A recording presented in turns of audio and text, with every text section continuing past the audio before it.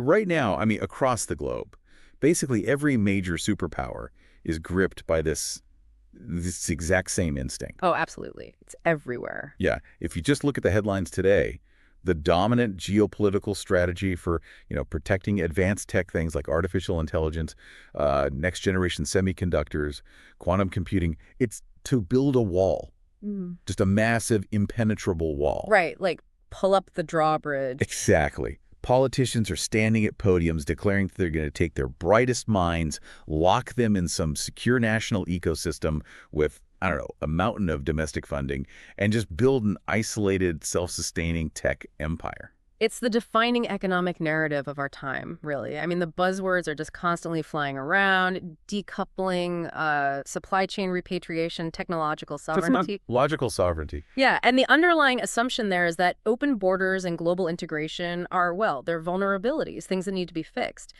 The prevailing belief is that if you close the doors and hoard your intellectual property, you protect your future. And, I mean, it sounds incredibly logical, right? Sure, it feels very safe. It feels safe. It resonates with this really basic human instinct to just, if you have something valuable, you lock it up.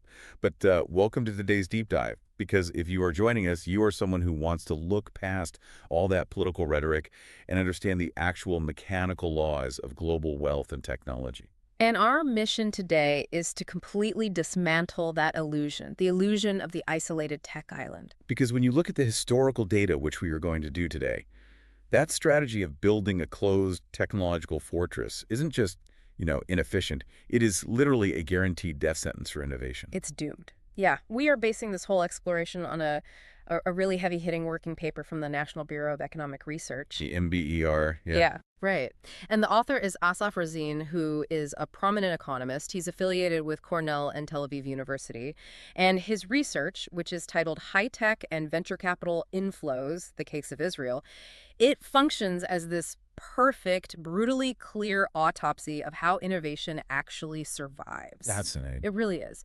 He uses Israel's transformation from this struggling, isolated economy into a massive global technology powerhouse to map out these non-negotiable rules of the global economic engine. So we are going to walk you through a series of absolute historically proven laws that govern how capital and ideas actually flow. And I want to set the tone right now, because a lot of what we uncover today is going to feel, well, like a slap in the face. Yeah, highly counterintuitive. Totally counterintuitive. It's going to fly in the face of what feels like common sense. We're going to explore the unstoppable gravity of global capital and why basically everything you might believe about protecting domestic industry is, well, it's probably backward. To start tearing down this illusion, I think we have to address what I call the romantic myth of the garage inventor. Oh, the Silicon Valley garage myth. Exactly. There is this deeply ingrained cultural belief that if you simply have enough brilliant engineers, right, Yeah. and you just give them enough venture capital, you can spontaneously generate the next Silicon Valley anywhere on Earth. You just need the geniuses in the checkbook. That's the formula we're taught. Right. But the NBER paper introduces a concept right early on that totally shatters that idea. And it's called the curse of scale. The reality is that a small, isolated economy physically cannot be a center of innovation. I mean, it doesn't matter how high the IQ of its population is. Wait, so genius isn't enough? Not even close. The barrier is the fundamental nature of research and development itself, because R&D is defined by just astronomical sunk costs. On costs. Yeah. Think about the capital required to invent, let's say, a radically new microchip architecture. You are pouring billions of dollars into clean rooms, theoretical physics, material science. And probably countless failed prototypes, right? Exactly. Countless failures before you have a single working wafer. So you've dug this massive financial crater before you even have a product to sell to anyone. You're in a massive hole.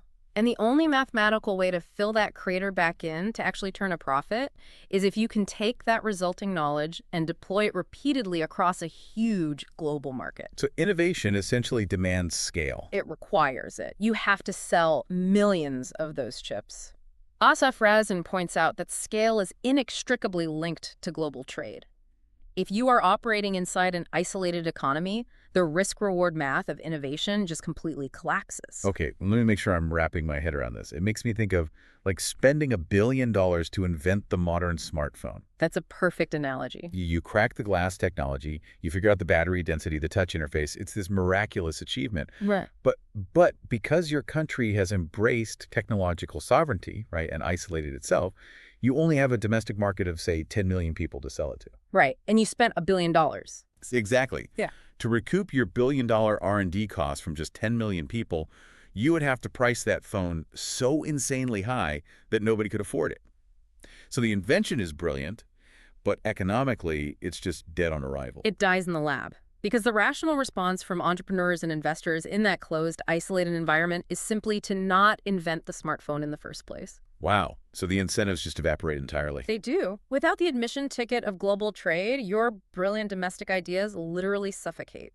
The isolated tech fortress, it doesn't incubate innovation. It starves it. That is such a brutal truth that perfectly frames the trap we're talking about. If you don't have global reach, you just can't justify the R&D. But, I mean, this leaves us with a massive historical paradox, doesn't it? How so? Well, how does a nation that starts with absolutely no global reach, no money, and no scale, how do they manage to get that admission ticket? Because this brings us to the chronological starting point of Razin's case study, which is Israel in the 1970s. Oh, right. Because when you hear Israel today in an economic context, your immediate association is, the startup nation. Yeah, you think of cybersecurity giants, autonomous driving systems, massive venture capital hubs. But the data from the 1970s paints a completely unrecognizable picture. I mean, it was a low-income, developing economy. They were dealing with crushing hyperinflation back then. Yeah, hyperinflation that would eventually peak in the 80s before they finally stabilized it. Plus, they had zero natural resources. I mean, no oil, no massive agricultural tracts. And obviously geopolitically isolated. Completely surrounded by intense conflict. Honestly, if you were designing a simulation and you wanted to create the worst possible starting conditions for a future high-tech hub, You would literally just design 1970s Israel. exactly. They were essentially at the bottom of the global economic ladder. Yet within a span of just a few decades, they executed this seemingly impossible leap into the ranks of high-income advanced economies. And I feel like popular media loves to frame this as just a cultural miracle, right? Like it's pure willpower, grit, survival instinct. Well, willpower is essential, sure, but willpower doesn't alter macroeconomic realities. And Razin's paper, it strips away that mythology and just looks at the mechanical data. The transformation was a direct, highly specific response to a global event, Which was? the information technology surge. Okay, so to understand how they caught that wave, we have to look at this really terrifying dynamic that development economists call the knowledge gap. Because the paper cites work from the late 90s by an economist named Elhanan Helpman. Yeah, Helpman. He mapped out the global distribution of R&D. And the picture he painted was incredibly grim for developing nations, wasn't it? Very grim. Helpman demonstrated that while R&D expenditures yield enormous rates of return, those expenditures are deeply, deeply monopolized. Like how monopolized? Well, the vast majority of the world's R&D is conducted by a tiny handful of highly industrialized countries, primarily the U.S., certain parts of Europe, and Japan. They hold the capital, the facilities, and the historic momentum. Which creates an existential threat for everyone else. I mean, if the knowledge generated by that centralized R&D is kept strictly within the borders of those rich nations, you end up with a runaway train scenario. Exactly. The rich countries just accelerate infinitely into the future, and the developing countries are permanently trapped in the past. The income gap would literally become unbridgeable. But here's the twist. There is a flaw in the fortress of those rich countries. Because knowledge, by its very nature, refuses to be perfectly contained. It spills over. It leaks. But we need to look at how that spillover actually functions, because the paper highlights a fascinating study by an economist named Giovanni Perri from 2005, and he didn't just guess about how knowledge moves, he tracked it forensically. It's an amazing study. He analyzed 1.5 million patents and 4.5 million citations to essentially map the DNA of an idea from its origin point. That is an insane amount of data. Yeah. He was basically looking for the physical distance that an innovation actually travels. Right. And his baseline findings actually reinforce the fear of that knowledge gap. Perry found that, on average, knowledge is highly localized. Meaning it stays close to home. Yeah. Only about 20% of average technical knowledge is absorbed outside its original region, and a mere 9% ever crosses international borders. Wait, only 9%? Only 9%. So for traditional industries, manufacturing, materials, heavy engineering the fortress holds, the rich countries invent a better way to forge steel, and that knowledge mostly stays right there in their industrial heartland. So the rich stay rich. Yeah, But but Perry found a massive world-altering exception in the data, didn't he? he did. He found that knowledge within the computer sector, specifically the knowledge generated by the absolute technological leaders, behaves entirely differently. It flows substantially further, and it radically outpaces the physical flow of traditional trade. And that makes sense, right? Because you aren't trying to ship a massive proprietary piece of heavy machinery on a cargo ship. You are dealing with pure information. Exactly. Software architecture, algorithmic logic, computer science paradigms. These things can be transmitted globally at the speed of light, like code defies physical borders. It does. And this creates a unique window of opportunity. The barrier to absorbing computer sector knowledge is vastly lower than traditional industrial knowledge. So if a developing nation can position itself correctly, it can act as a sponge for this specific, highly mobile technological spillover that's just emanating from places like Silicon Valley. But, I mean, you can't just stand in the desert, point an antenna at California, and download a thriving tech economy. Right. No, unfortunately not. That highly mobile knowledge still needs a conduit to cross the border and take root in the local workforce. And this is where we hit the most critical and honestly often the most politically contentious concept in this entire deep dive. Right. Foreign direct investment, or FDI. Yes. If you want to understand how the global economic engine actually transfers wealth and capability, you have to understand the mechanics of FDI because it is entirely distinct from how we traditionally think about the stock market. This is a huge point to make. Because for anyone living in a developing nation, or even a developed nation experiencing economic anxiety, foreign capital is almost always viewed as a predator. Oh, constantly. The political narrative is always, foreign billionaires are swooping in to buy up our land, hollow out our domestic industries, and siphon all the profits back to their home country. It's this fear of neocolonialism via the spreadsheet. And if a nation acts on that fear by building a legislative wall to block foreign capital, they genuinely believe they're protecting their sovereignty. But Assaf Razin's analysis argues the exact opposite. Rejecting this specific type of capital ensures your own technological stagnation. To understand why, we have to clearly separate FDI from standard portfolio investment. Okay, break that down for me. What's portfolio investment? Portfolio investment is the casino. It's what happens when a massive foreign pension fund buys 1 million shares of a local tech company on the open market. They are simply placing a bet on the share price going up. They don't care how the sausage is made. Not at all. They have no intention of running the company, no ability to dictate strategy, no presence on the factory floor. It is a completely arm's-length transaction. And if the stock drops, they hit the sell button in a millisecond, Yeah. and the money just vanishes from the country. There's zero loyalty. Zero. But foreign direct investment FDI operates in a different universe. FDI occurs when a foreign entity acquires a substantial asset in a host country with the explicit binding intent to manage it.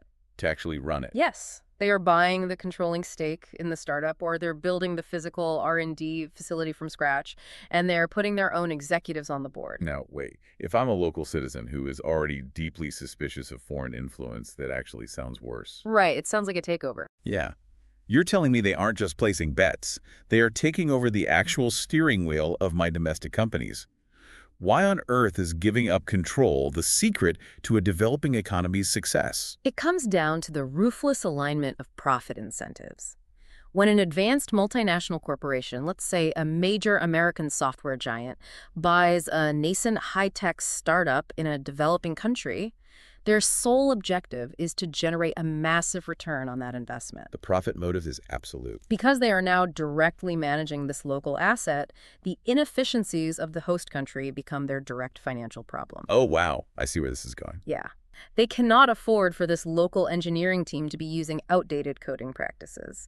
They cannot afford sloppy management or inefficient server architecture. It hurts the parent company's bottom line. So they are economically forced to optimize the asset they just bought. Forced to, which means the foreign investor willingly, eagerly initiates a massive transfer of technology and capability.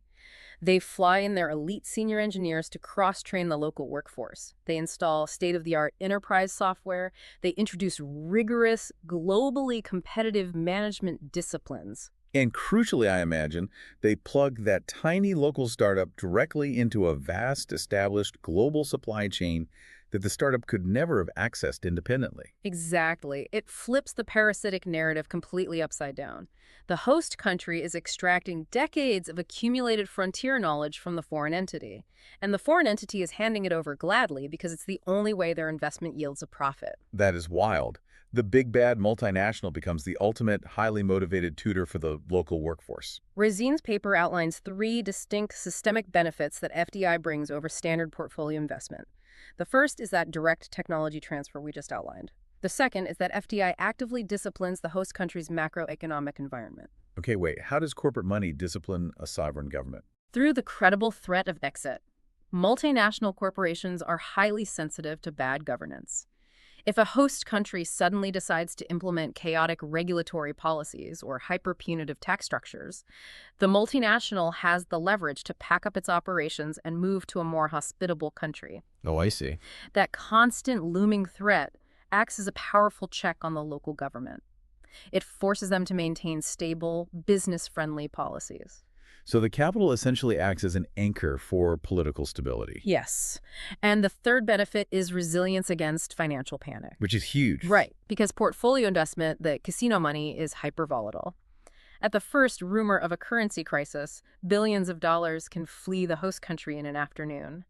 But FDI is illiquid. You can't just hit a button on E-Trade. No, you cannot instantly sell a half-built research facility. You cannot instantly liquidate a highly integrated team of software developers. The capital is physically and organizationally anchored in the host country, providing a massive buffer against sudden global financial shocks. This raises a massive logical question for me, though.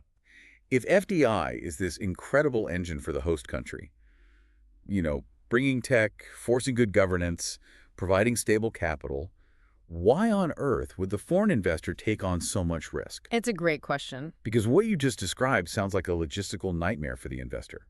They are tying up their capital in a completely illiquid asset in a foreign country. It is incredibly risky, and understanding exactly how risky it is brings us to one of the most brilliant, counterintuitive financial models in the entire MBER paper. Assaf Razin, along with his co-author Ide Goldstein, built a specific model to explain the behavior of venture capitalists and foreign direct investors. Okay, lay it on me. At the absolute center of this model is the concept of information asymmetry. Information asymmetry. When I hear that in this context, it instantly makes me think of the used car market, but scaled up to billion-dollar corporate finance. The underlying psychology is literally identical. Information asymmetry simply means one party knows the deep, hidden truth about an asset and the other party doesn't. And in the high-tech sector, this asymmetry is pushed to its absolute extreme. Right, because if you are a traditional company, say, a chain of bakeries, anyone can look at your foot traffic, your flour costs, your daily sales, and figure out roughly what you are worth. It's transparent. But if you are a stealth startup in Tel Aviv developing a proprietary machine learning algorithm, the true viability of your product is a black box. Only the founders and the direct managers know if the code is genuinely revolutionary or if it's a complete mess held together by digital duct tape. Exactly. The general market only knows the carefully curated narrative the startup releases to the press. Yeah. Now, apply this to the FDI model. A foreign direct investor comes in, buys a controlling stake, and takes over management. The moment they do that, they open the black box, they cross the threshold. They become the ultimate insider. They now know the exact, unvarnished truth about the tech. The model refers to this as discovering the true productivity factor of the project. Now, here is where the trap snaps shut. Imagine a scenario where the foreign parent company suddenly experiences a liquidity shock. Which happens constantly in global finance. Mhm. Like, an investor might have a highly promising Israeli AI startup, but suddenly their parent company in Chicago faces a margin call, or some completely unrelated European division collapses. Right. They need cash, and they need it immediately, so they are forced to take this nascent, unproven startup and dump it on the open market years ahead of schedule. They have to liquidate. And if you're a buyer watching that happen, your first instinct isn't that this parent company needs to cover a margin call in Chicago. Your instinct is identical to watching someone sell a brand new Ferrari with 100 miles on it for half price. What's wrong with the engine? You immediately assume the engine is blown. You think, they looked under the hood and they're dumping it. Exactly. The market assumes the insider found a fatal flaw inside that black box. Because of that extreme information asymmetry, the market heavily penalizes the seller. Razin quantifies this as the liquidity discount. It's a mathematical certainty that direct investments sold prematurely will always yield a substantially lower price than if a hands-off portfolio investor tried to sell the exact same asset. Because if a portfolio investor sells, everyone knows they're just a gambler cashing out their chips.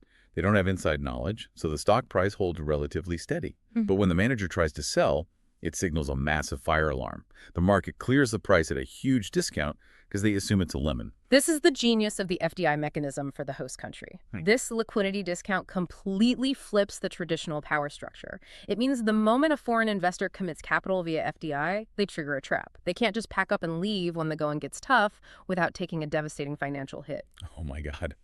The exit cost is so brutally high that they are forced to stay and fix whatever problems arise. Yes. They have to pour more money into training. They have to leverage every contact in their global network to find clients. They have to ensure the local teams succeed because their own capital is hopelessly locked inside the ecosystem. They are trapped into making you succeed. The risk of the high-tech sector is the exact mechanism that chains the foreign investor to the host country's survival. That is mind-blowing. It creates a forced symbiosis.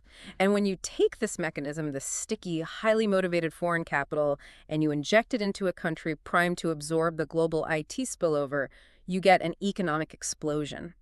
Which brings us to the data from the 1990s. Let's look at the actual trajectory here because the numbers are staggering.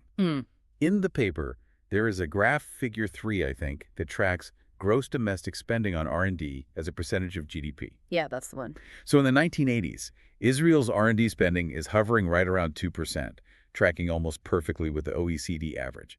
It's totally unremarkable. But as the 1990s begin and the global information technology revolution starts accelerating, the two lines diverge in a way that is almost hard to comprehend. The OECD average slowly creeps up toward 2.5%, but Israel's line essentially goes vertical. It completely detaches from the rest of the developed world. It shoots past 3%, blows past 4%, and eventually approaches 4.5% of their entire gross domestic product, dedicated purely to research and development. You are watching a nation fundamentally re-architect its entire economic purpose in real time. And this incredible surge in capital wasn't generated domestically. This vertical climb was fueled by the defining financial mania of the era. The global dot-com bubble. Exactly. And when we talk about the year 2000 and the bursting of the dot-com bubble, the narrative is universally one of disaster. I mean, trillions of dollars of paper wealth evaporated. Everyday investors lost their life savings betting on companies that had a dot-com in their name, but zero actual revenue. It was a global financial bloodbath. The euphoria of the late 90s convinced markets that the internet had unbounded profit horizons. I mean, traditional valuation metrics were completely abandoned. Yeah. Global risk capital was frantic, desperately searching the globe for any high-tech startup that might be the next big thing. And an enormous ocean of that frantic capital washed up on the shores of Israel. But here is the massive slap-in-the-face insight from the data.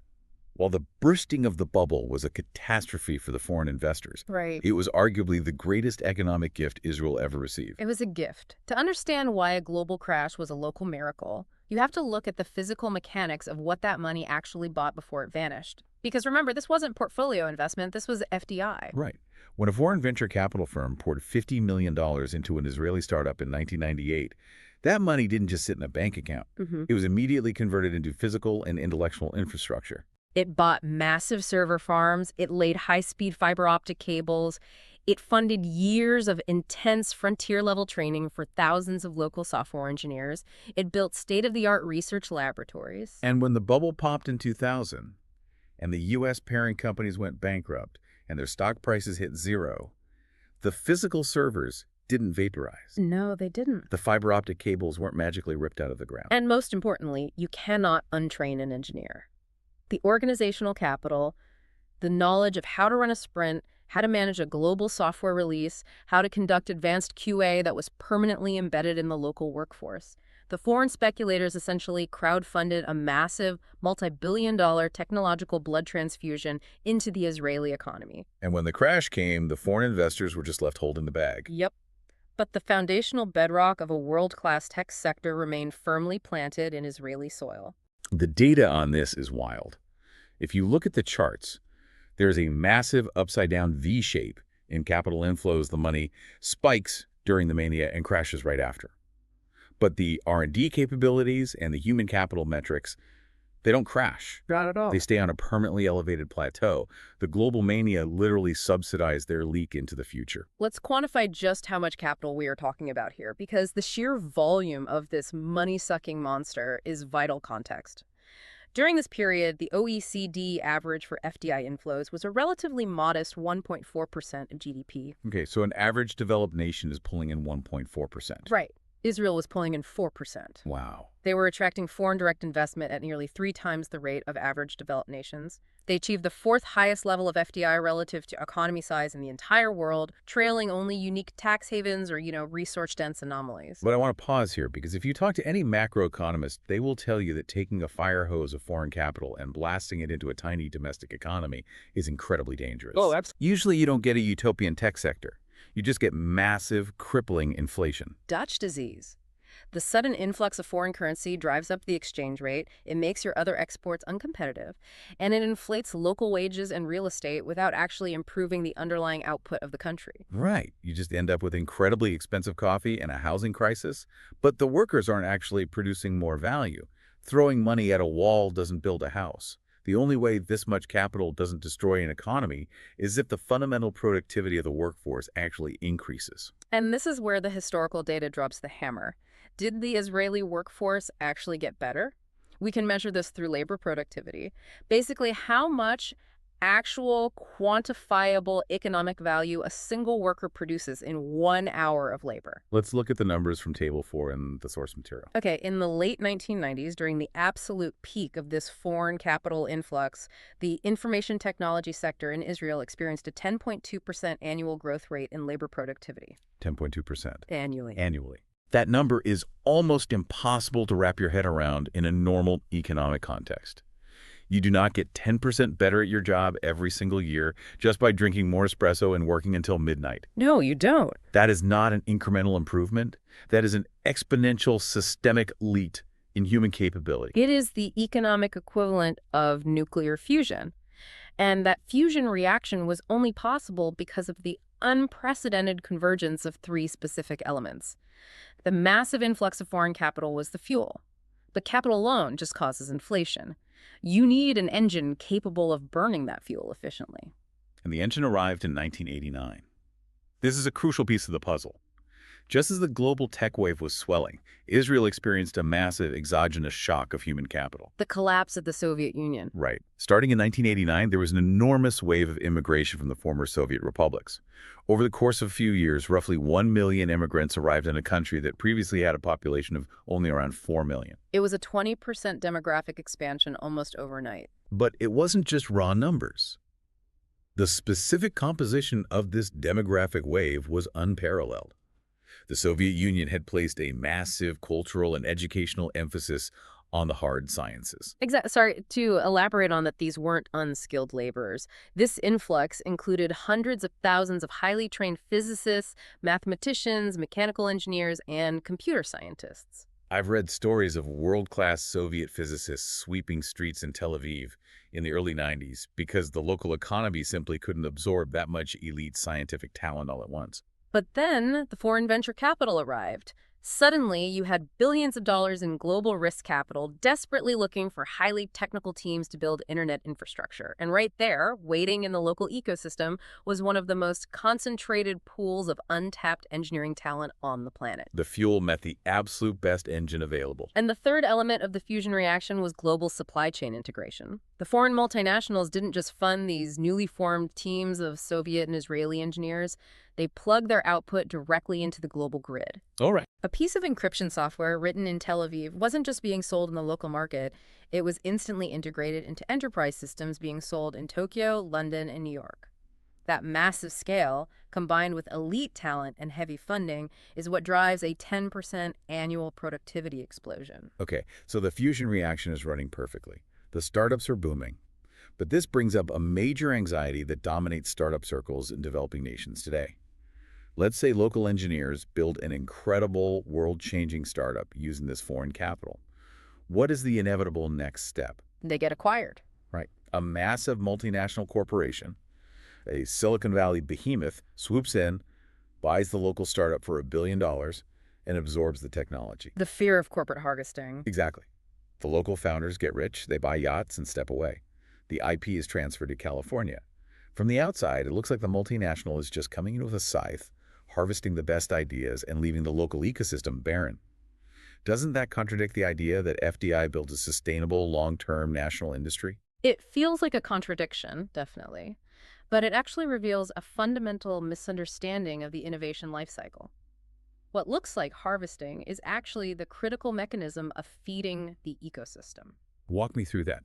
How does getting bought out and absorbed feed the local economy? You have to look at the psychology of risk for the next generation of founders.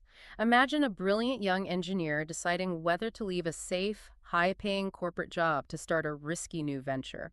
The statistical likelihood of failure is immense. Sure. If the only way to succeed is to somehow build a company so large that it IPOs and dominates the globe, the rational choice is to never start the company at all. The odds are just too long.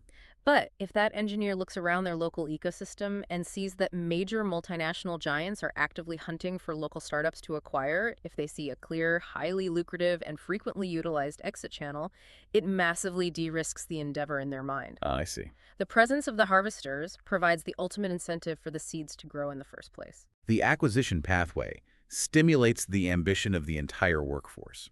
And the financial recycling is even more important. When that billion-dollar acquisition happens, the wealth doesn't just vanish.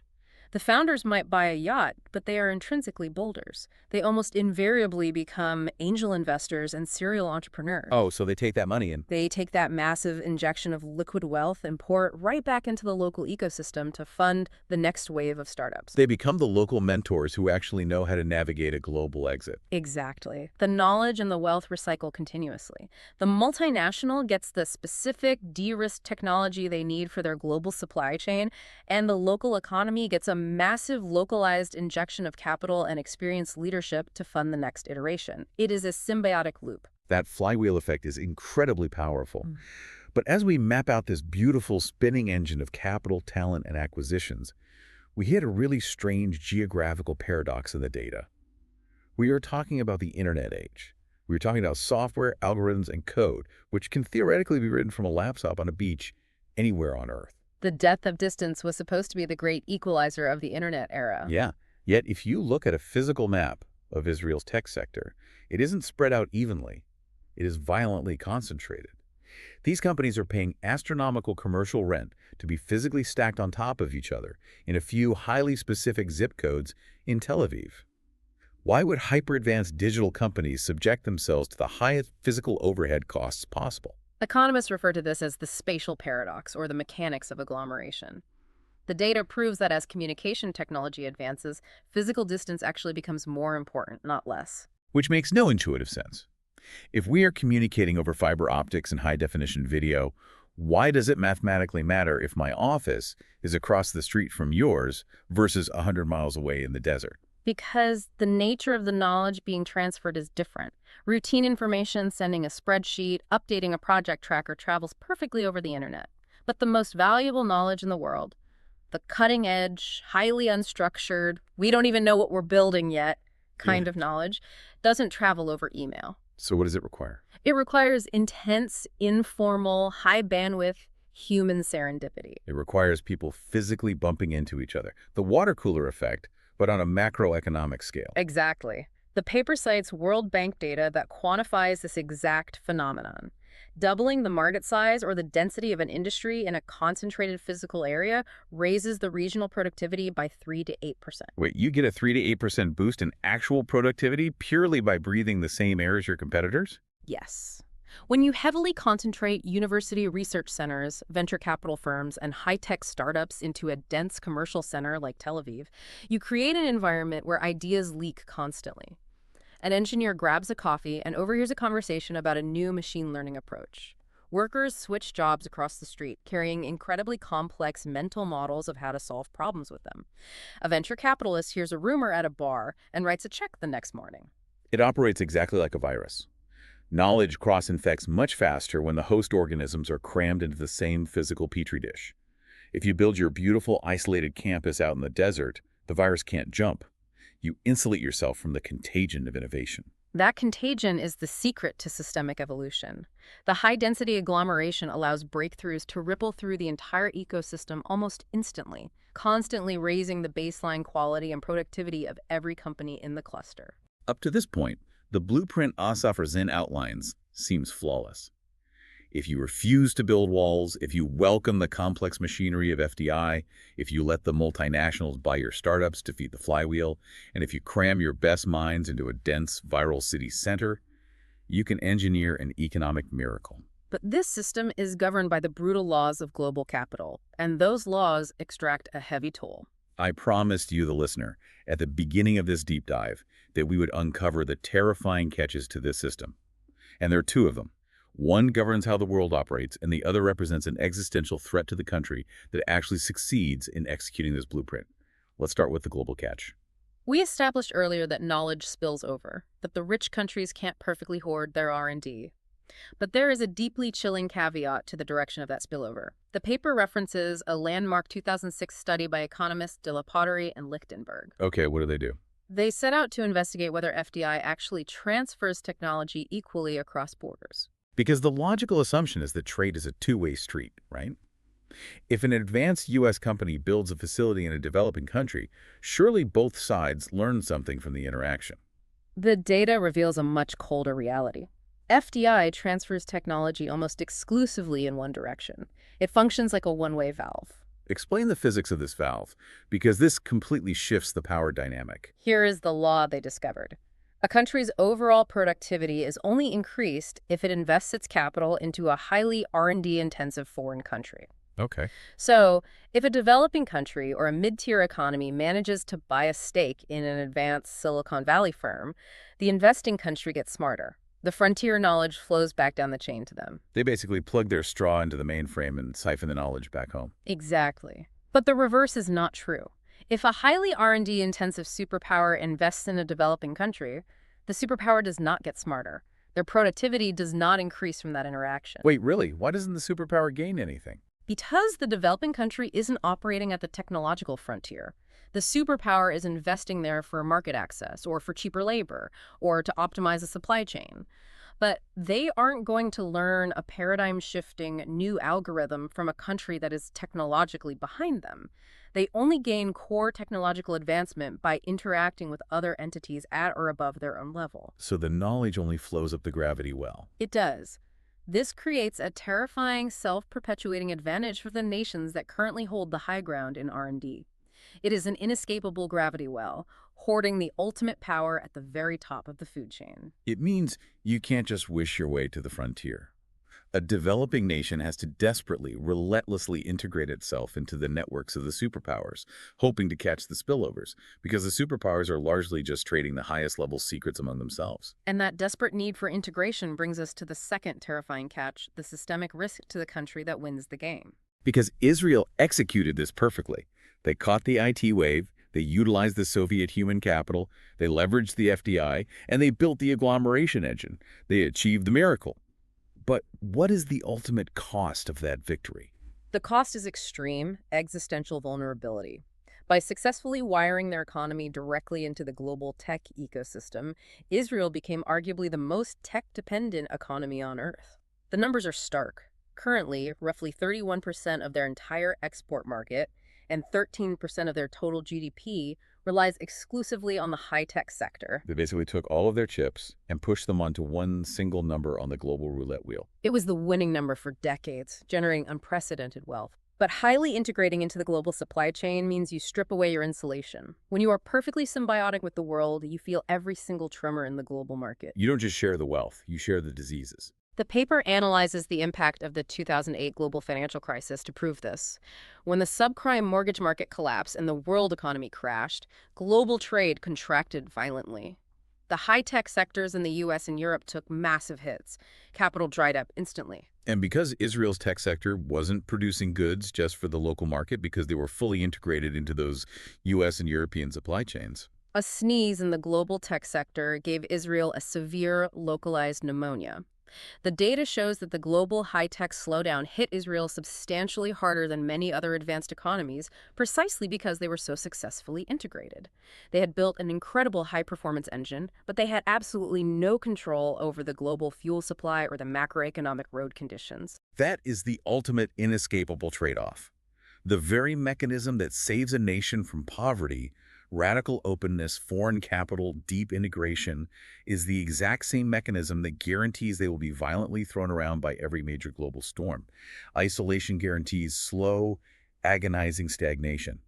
Integration offers miraculous growth, but it demands the surrender of your economic sovereignty to the volatile cycles of the global market. It is a devil's bargain, but as the data proves, it is the only bargain that actually produces innovation. This has been a truly perspective-shifting journey through the hidden machinery of the world economy. Let's pull all of these threads together because the blueprint Assaf Razin provides in this NBER paper gives us a radically different lens through which to view current events. The brutal truths are undeniable. Number one, the illusion of the small tech island is destroyed by the curse of scale. An isolated country cannot generate the massive global returns required to justify the astronomical sunk costs of modern R&D. Number two, you must welcome the Trojan horse of foreign direct investment. Portfolio investment is just casino money, but FDI brings the forced, mandatory transfer of technology and management discipline. The liquidity discount ensures that once foreign capital takes control, the high exit costs trap them into ensuring your local ecosystem succeeds. Number three, you must facilitate the feeding mechanism. Multinational acquisitions aren't a harvest. They are the exit channels that incentivize local risk-taking and recycle wealth back into the ecosystem through angel investing. Number four, you have to accept the spatial paradox. You must crowd your talent into dense physical clusters to trigger the viral agglomeration effect, where proximity alone generates massive productivity leaps. And finally, you must accept the vulnerability that comes with being plugged into the global grid. Knowing that the one-way valve of technology transfer means you must constantly fight to stay connected to the frontier. So we turn this back to you. Think about the political rhetoric dominating the news right now. Superpowers and developing nations alike are frantically trying to decouple their supply chains. They're passing massive legislative packages to block foreign capital from touching domestic tech. They're trying to hoard semiconductors and build isolated, nationalistic AI fortresses. They are actively attempting to reverse the exact mechanisms that created the greatest economic miracles of the last 50 years. If the historical data so clearly proves that open global ecosystems, massive knowledge spillovers, and integrated capital are the only cure for economic stagnation, it forces a deeply uncomfortable question. By building these walls, are we currently orchestrating our own technological dark age? When the global innovation ecosystem that supported decades of prosperity is forcibly segmented, who becomes the victim of the next 30 years of stagnation? It's a question you have to ask every time a leader promises to protect you by closing a door. A wall might keep competitors out, but it also locks you in the past. But I want to leave you with one final provocative thought that builds on everything we've discussed today, but looks toward the immediate future. We spent a lot of time on the spatial paradox, the absolute necessity of physical density. The data shows you need thousands of engineers crammed into the coffee shops of Tel Aviv or Silicon Valley to achieve that vital 3 to 8% productivity bump. Innovation historically required massive human bandwidth.